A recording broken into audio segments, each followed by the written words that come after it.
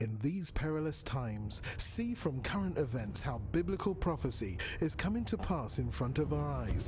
You're watching In the Last Days, the program that looks at Israel and the end times with teaching from a Hebraic perspective. With Martin and Natalie Blackham, thank you to our friends and partners who make this program possible. Now, here's Martin and Natalie.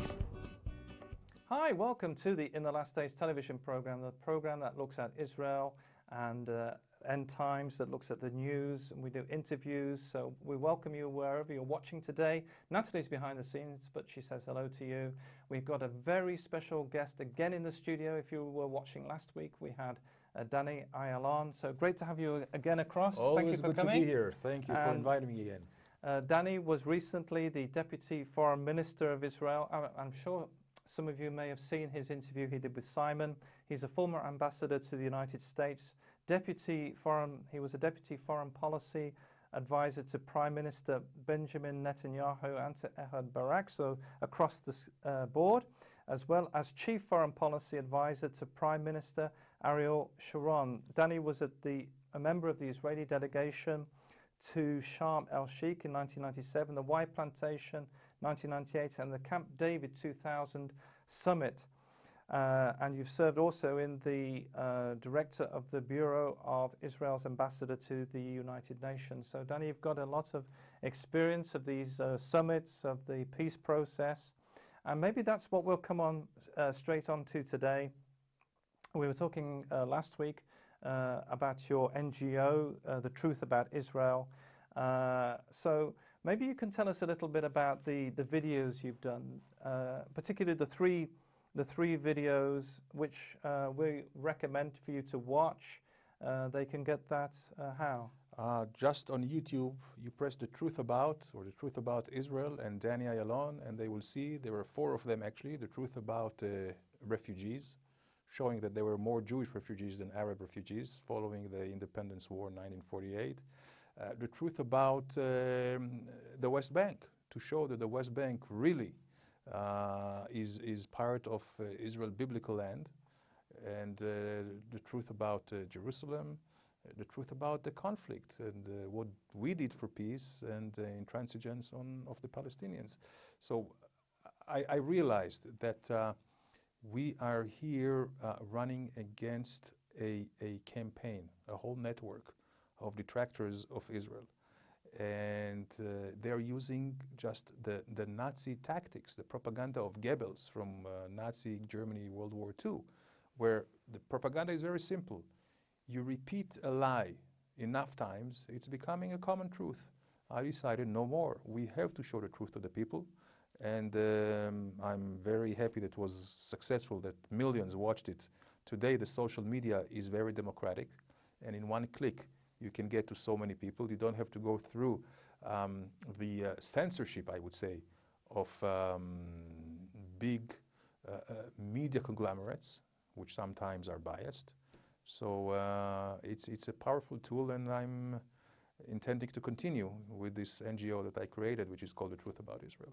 And we were talking a bit about before the program that you're going to be doing regular weekly programs. Yes, on top of this video clips, which would take a complex issue and simplify it, in 3 minutes only, we will do a weekly session of pointing out at bias when it is against Israel, whether it's in the media or in campuses, or when there is such incitement against Israel by leaders, whether it's religious leaders like sheikhs in the Arab and the Muslim world, or political leaders like Ahmadinejad or others, and just to point out, and by exposing them, I believe there will be more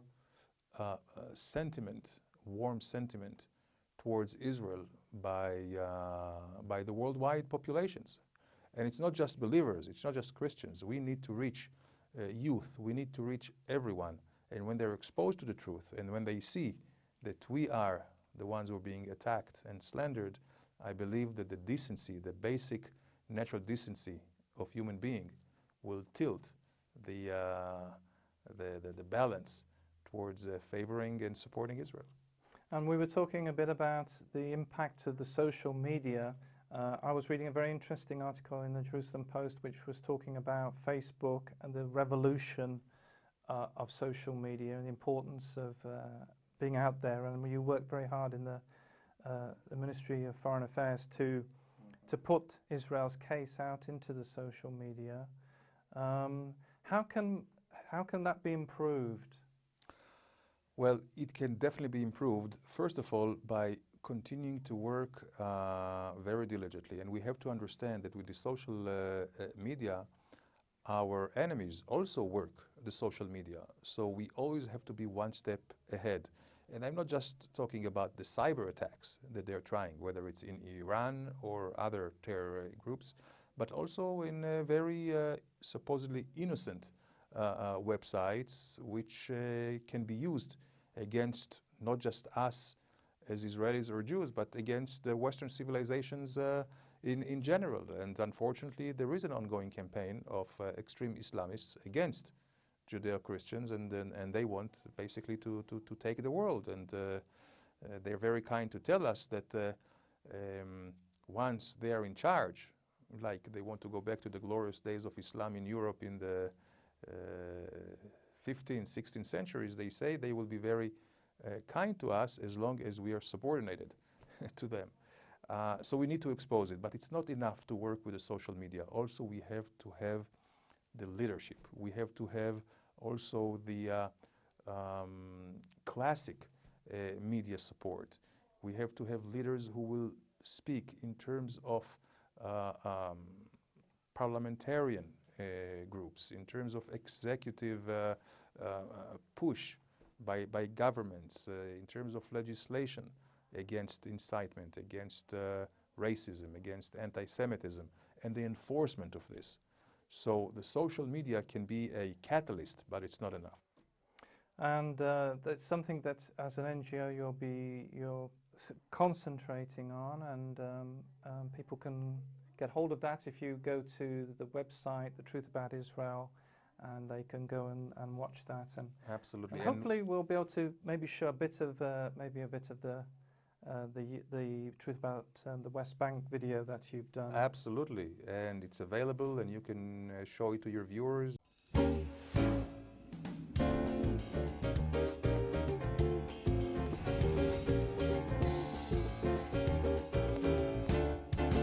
Often on the news, we hear the terms occupied territories, 67 borders, and illegal settlements. And the story we usually hear sounds very simple. During the Six-Day War, Israel captured the West Bank from the Palestinians, refused the United Nations' demand to retreat, and illegally built settlements. But is that really the case? Let's try to understand the situation a little bit better. We'll start with a simple but extremely important question. From whom did Israel capture the West Bank? From the Palestinians? No. In 1967, there was no Arab nation or state by the name of Palestine. Actually, was there ever? Israel took over the West Bank from Jordan in an act of self-defense, after Jordan joined a war launched by Egypt and Syria to destroy Israel. Oh, by the way, destroying countries is rather illegal. The United Nations back in 1967 rejected repeated Arab and Soviet attempts to declare Israel as the aggressor. Security Council Resolution 242 did not demand a unilateral Israeli withdrawal. Rather, the United Nations called for negotiating a solution which would leave Israel with secure and recognized boundaries. In effect, defensible borders. But wait a second, what was Jordan doing in the West Bank in the first place? What was its legal justification? Well, Jordan had the, you know what? It had no legal justification. Jordan simply occupied it during its previous attempt to destroy the newly established State of Israel in 1948, changing the commonly accepted name Judea and Samaria to the West Bank. But that did not really convince anybody. And almost no one recognized the legality of Jordan's occupation, not even any of the other Arab states. So, if Jordan had no legal claim to the land, and a Palestine did not exist, whose territory is it? Let's go a little further back in time. Don't worry, not to the days of the Bible, only about 100 years. Until 1917, the Ottoman Empire occupied the whole region. After losing in World War I, the Ottomans relinquished their 500-year control to the Allied forces, which decided to divide the old empire into countries. Britain's foreign minister, Lord Balfour, recognized the Jewish people's historical right to their homeland. A small area, equivalent to about half of 1% of the Middle East, was designated for this purpose. Britain received a mandate from the League of Nations to promote the establishment of a Jewish homeland. But wait a second, do you realize what happened? The Jewish homeland originally included not only the West Bank, but also the East Bank of the Jordan River. I guess you cannot say the Jewish people have not accepted some painful compromises already. Anyway, the League of Nations recognition of a Jewish homeland, which includes the West Bank, was reaffirmed by the United Nations after the Second World War. With the British mandate ending, United Nations General Assembly Resolution 181 recommended the establishment of two states, one Jewish and one Arab. The Jews accepted it and went on to create the State of Israel, while the Arabs refused the compromise and launched a war to destroy the newly established Jewish state. Resolution 181, a non-binding recommendation in the first place, remained with no legal standing. At the end of the war, a ceasefire line was formed, where the Israeli and Arab forces stopped fighting. At the insistence of the Arab leaders, this line was defined as having no political significance. So that's really a powerful tool, the video, and thank you for letting us show that clip. And if you'd like to see more of it, then we'll put up on the screen the website and you can and the link, and you can go and watch that whole of that video. And don't just watch it, but make sure your friends watch it and you spread the news, because that's the key, isn't it? That we get the information out there. That's the beauty of the social media, that it's viral and it can kind of replicate itself throughout the world, and it really motivates people. Now, we were talking about the current situation in Israel. It's very peaceful at the moment, but there seems to be things going on outside. We have the situation in Syria. We have the Muslim Brotherhood in Egypt, and I was just reading, Danny. It says Al-Qaeda may possess feared surface-to-air missiles. Do you know how true that is?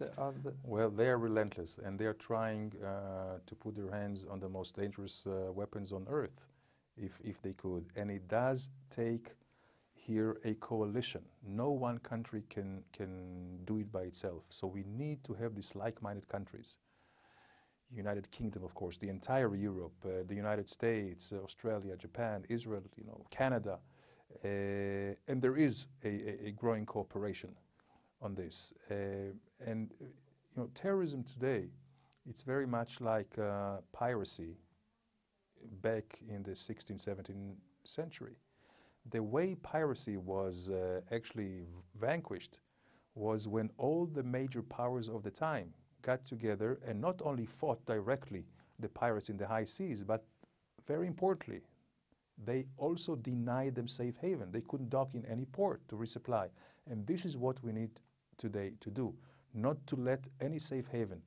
And any country that espouses their way and any that gives them shelter should be ostracized and should be under sanctions and under pressure, be it Iran, of course, first and foremost, Syria, Sudan, and there are also, of course, failed states like Somalia. And what today Al-Qaeda is trying to do is make Syria a failed state, so they could have a base over there or in Iraq. Do we know if the rebels, because some of the press have been saying that some of the rebels are working either with Al-Qaeda or a part of Al-Qaeda. How true is that in Syria? Very complicated situation, because there are some really good people in Syria who would like to get rid of the brutal regime of Assad. They would like to be democratic. They would like to go with the human rights and with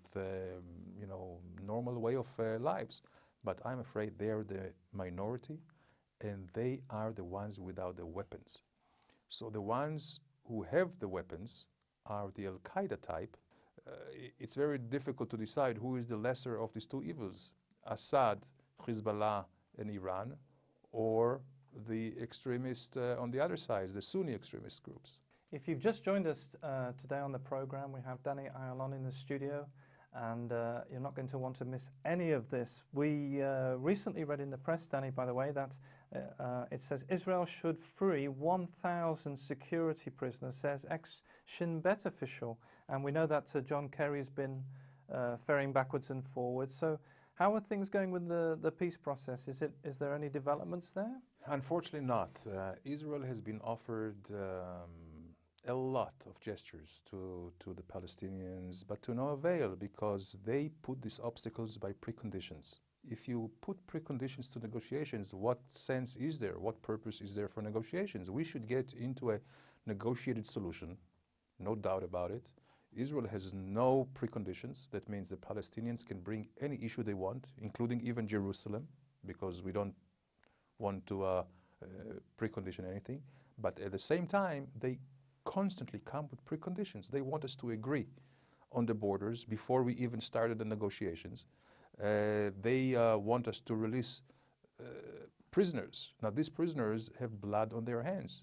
They are killers who killed whole families and children and innocent people before there is any kind of resolution, a political resolution. Do you think that's one of the issues that Israel faces, is that sometimes these things are not explained, because in the press they could appear to be political prisoners, or those who've, you know, written something, because in some countries if you write things against the government, or right.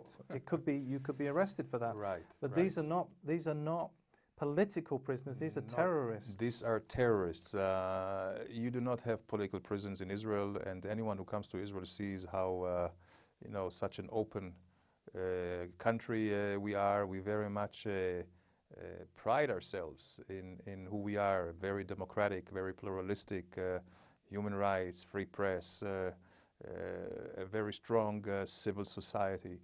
But no, these are terrorists who killed people, who killed innocent people. They didn't go against army targets. They are suicide bombers who came to restaurants or to theaters and exploded themselves, or sent others who exploded themselves. So we're talking about really, really vicious and brutal terrorists here. And I think that Mr. Abu Mazen and the Palestinians, the fact that they put this as a precondition is just a tactic for them not to enter negotiations and to put pressure, again, political pressure on Israel, because they want only to get things from Israel without giving. And they have to understand peace and negotiations and compromise and reconciliation, meaning that there are concessions on both sides of the aisle. So far, we have not seen any concession that they are willing to give. Back from 1993, when the Oslo started, you know, we have been given and given and given, all the way to Mr. Olmert, Israel's former prime minister, who offered them 98% of their wishes. You know, usually in negotiations you meet halfway. Here, former governments went 95, 98% their ways, and still they wouldn't want it. They wanted all or nothing. So this attitude has to change, and right now there are no negotiations, not because of Israel, because of the Palestinians. Now, one of the problems that you face is the education, the media of the Palestinian Authority. And maybe you don't know about this as you're watching today, but there's so much anti-Israel, glorification of terrorism, problems with naming streets after terrorists or whatever, and the whole system seems to be against Israel in the Palestinian Authority, and it seems very difficult to see how you've almost got to re-educate a whole generation, haven't you? Because they've been brought up with this teaching and and then you hear also this mantra of the occupation, and they really, it's really a battle, isn't it, to speak peace to them when they have just this one ambition. And what a lot of people may not know is that they just have this ambition of a complete state which is really going from one side of Israel to another. They don't have any sense of having a small piece of land. They want the whole thing, don't they? Yes, the education system in the Palestinian Authority is just filled with incitement, with false facts, glorifying terrorism, and in fact delegitimizing Israel.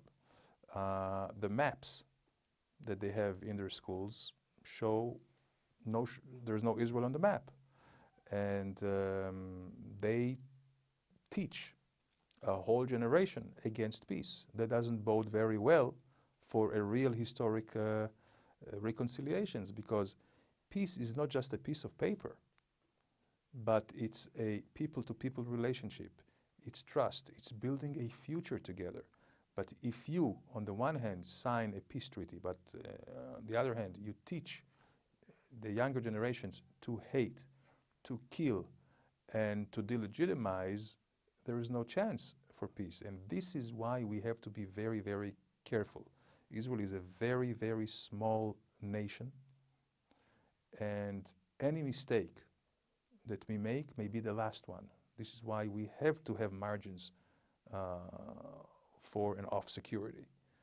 And if the Palestinians are not ready to talk about security, if they're not ready to stop the incitement in their schools and in their media, then I think we have full rights to be suspicious and to really make sure in a peace accord, once hopefully we get to it, that everything will be spelled out in a way that we can also verify and monitor it.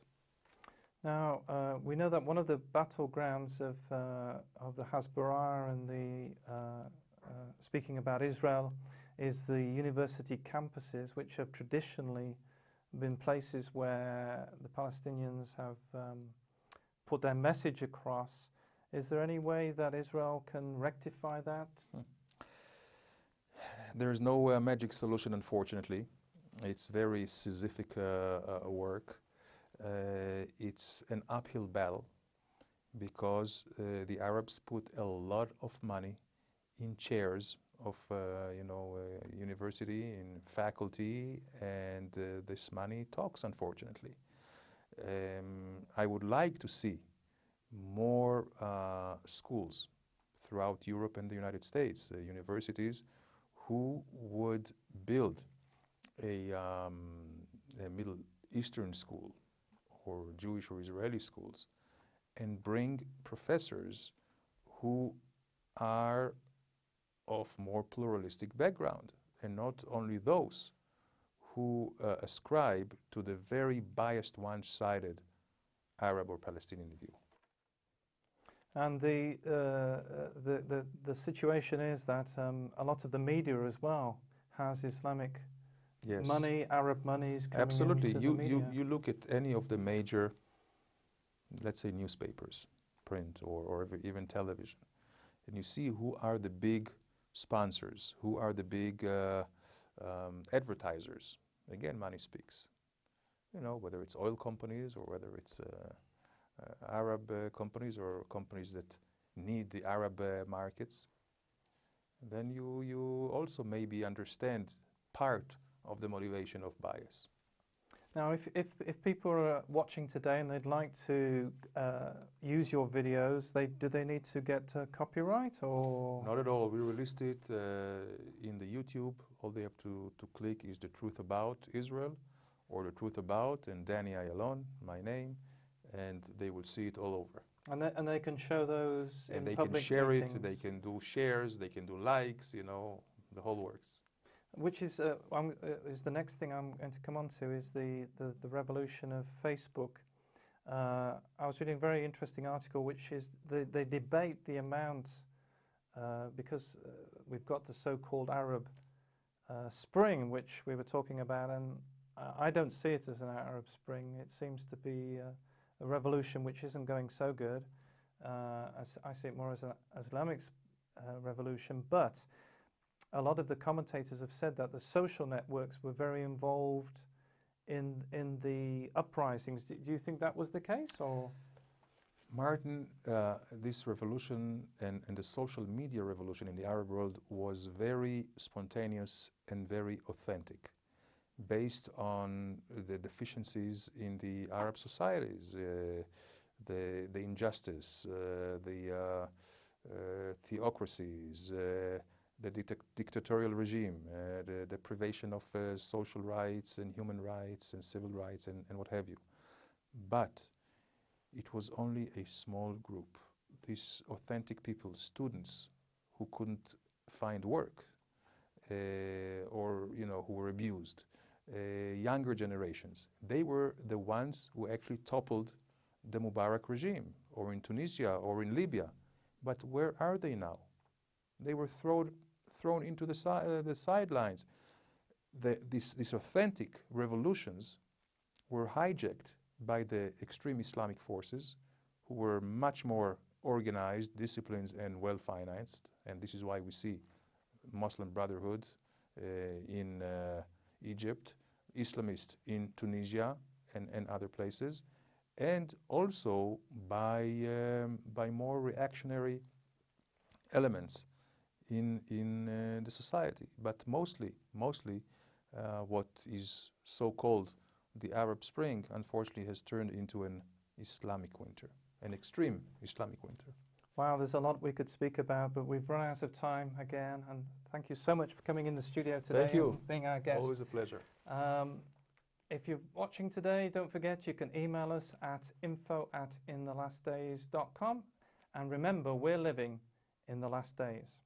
You've been watching In the Last Days, a TV program with Martin and Natalie Blackham, the program that looks at Israel and the end times with teaching from a Hebraic perspective. If you would like to financially support the program or find out about conferences, meetings or ministry products, then please contact us with the details on your screen. Visit our easy-to-use website at www.inthelastdays.com and register for our free e-newsletter. Get the latest news from Israel, product information, online video teaching, or watch today's TV program at a time that's convenient to you. Thank you again, friends and partners, for making this program possible. See you same time, same station for the next program from In the Last Days.